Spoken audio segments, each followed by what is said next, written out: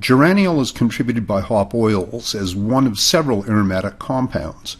While it's a relatively minor aroma contributor compared to other hop oils, it's one of the most easily recognized hop aromas, found commonly in hop varieties like Brewer's Gold and Centennial.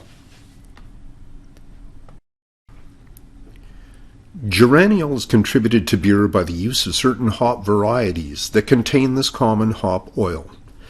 The aromas contributed by hops are associated with hop oils, which have traditionally been considered to be either floral, citrus, herbal, or spicy.